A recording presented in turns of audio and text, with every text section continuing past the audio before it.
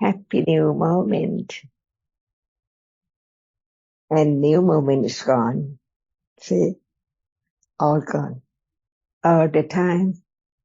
Each word just bring about understanding of what is there until it gets closer and closer to the truth of just now, one reality at a time.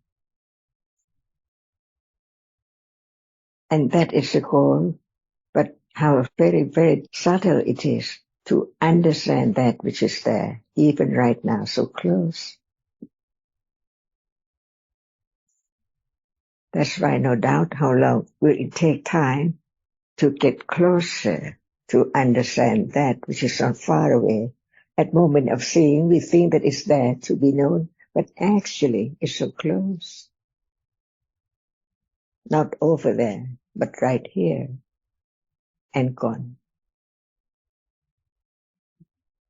And this is the only way to let go of the very subtle attachment and ignorance of what is there.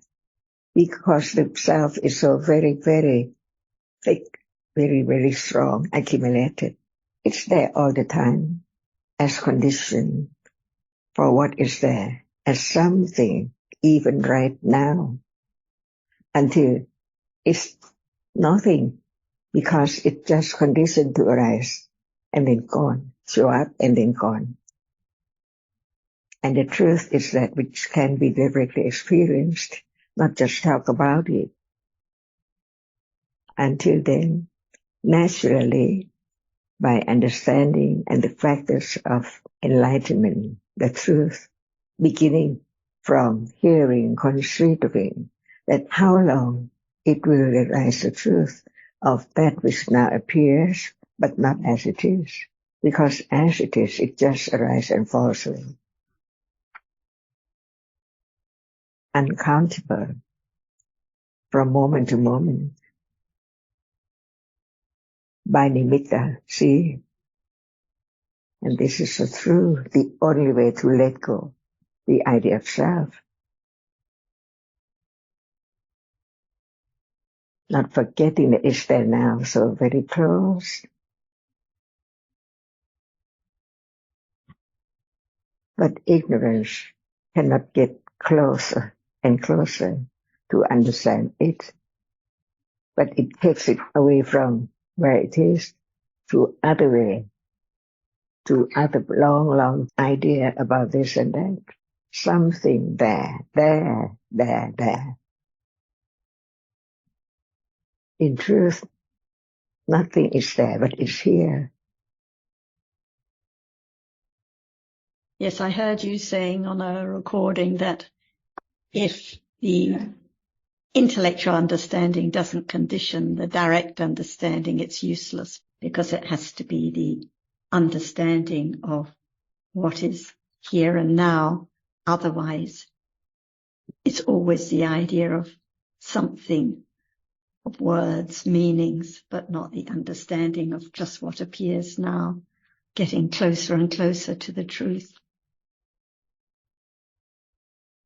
But when it's the moment of understanding the subtlety of what is there, it's the only way to let go the idea of self and the wrong path. But it is only at moment of seeing the very subtlety of all kinds of realities right now.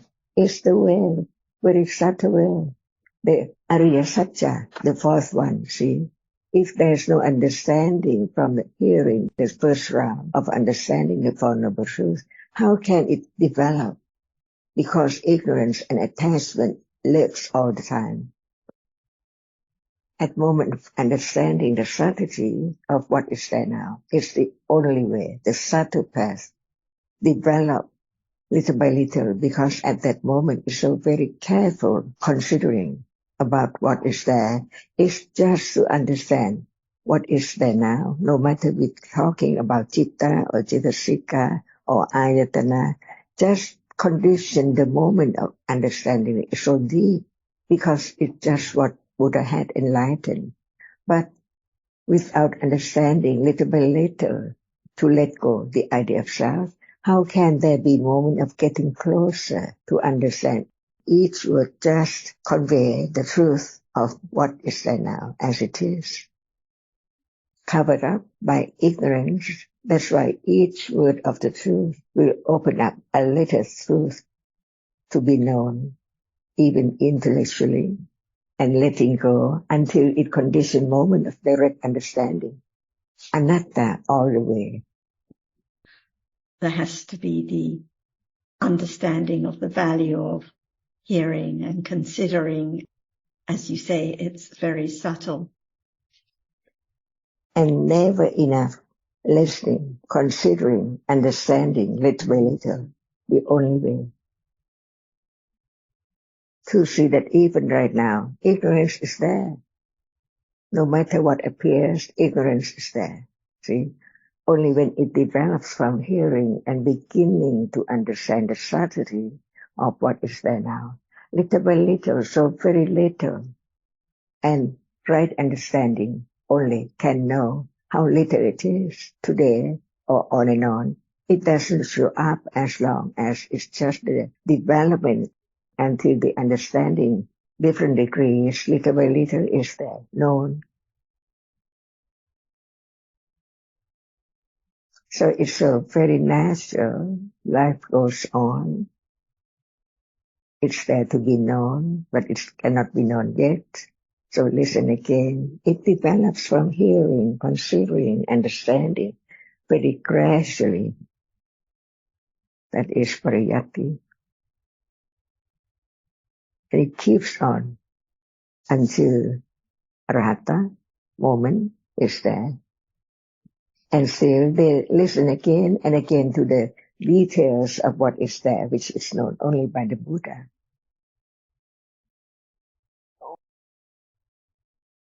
Otherwise, what reality is precious if at that moment of understanding that which is in darkness of ignorance and attachment.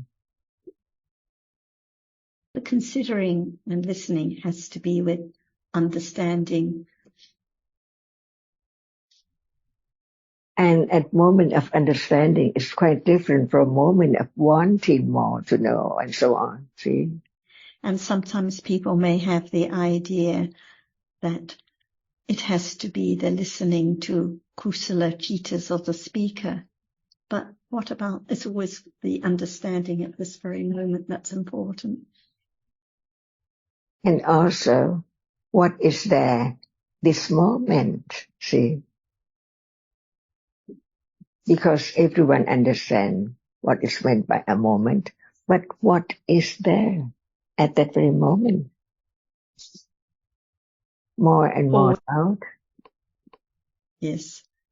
And this is always the point, because if one's reading or listening and it's just conditioning more doubt, then just more akusala citas, or if it just conditions, if there's just attachment now because one enjoys listening or enjoys reading, then it's just attachment that's being accumulated.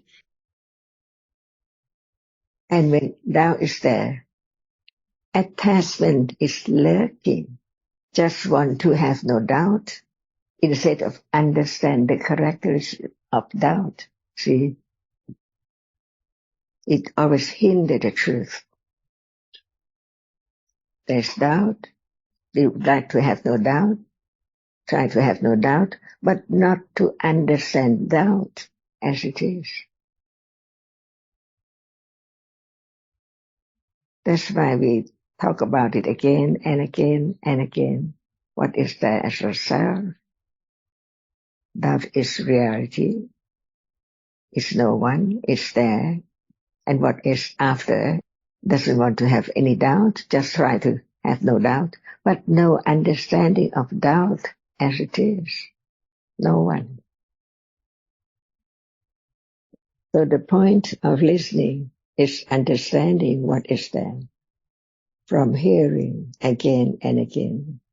Not forgetting about what is there has to be known. Otherwise, there must be the idea of self on and on and on, endlessly, by conditions.